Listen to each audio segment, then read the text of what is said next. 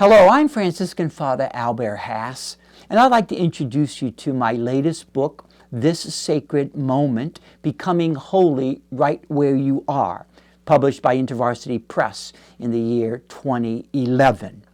The book basically overviews the idea of what is holiness?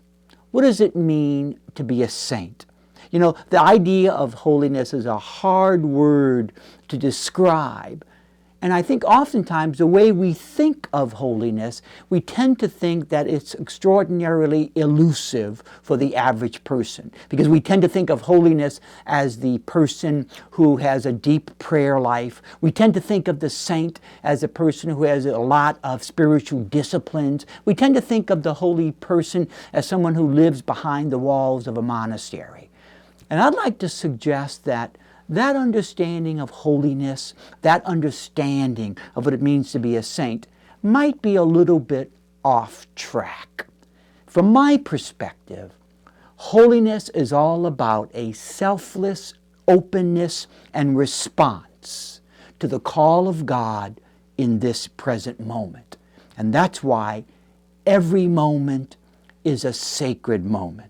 Because in every moment of our lives, God is calling us to die to ourselves in a selfless way. And specifically, the way that call of God comes to us is through the unmet need of the daily moment or the required duty of the present moment. And so whenever I selflessly respond to the need or the duty of this present moment, I'm getting one step closer to holiness, and I'm also becoming the person that God created me to be. You know, in the 25th chapter of the Gospel of Matthew, Jesus tells the parable of the judgment of the nations. And in that parable, Jesus says that the Son of Man comes and he separates humanity as a shepherd separates the sheep from the goats. And to the sheep, to those who inherit the kingdom, Jesus says, come and inherit the kingdom, because when I was hungry, you gave me food. When I was thirsty, you gave me drink. When I was in prison, you visited me. You welcomed me into your home.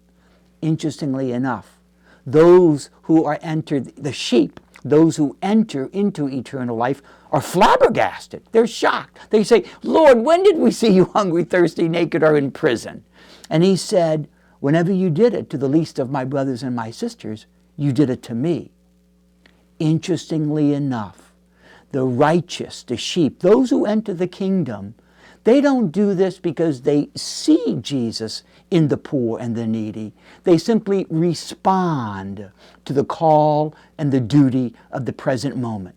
And in responding to that call, they are, in a sense, being transformed into saints. And I think that's why it's really critical that we be people of prayer, because prayer helps to sensitize us to the call of God in the duty or the need of the present moment. In the 18th chapter of the Gospel of Luke, you know, Jesus tells that famous parable about the need to pray always. And it's the parable of the widow who continually goes before the unjust judge demanding justice. And for a long time, her need and her plead go unmet. And then finally, the judge says, you know, this woman's wearing me out. I have to give her justice. And so he ends up responding to the need and the request of the widow. Most of the time, people think of God being the judge in that parable. I don't think so. I think God is the widow in that parable, and we're the judge.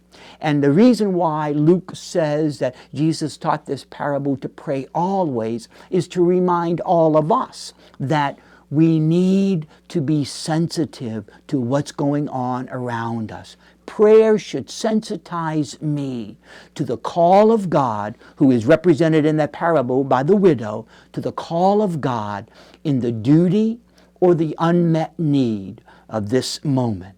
And that call of God in this moment makes this moment a sacred moment. And if I selflessly respond to that need or duty without looking in the mirror, then I can become a saint right where I am. Thank you very much. May the Lord give you His peace.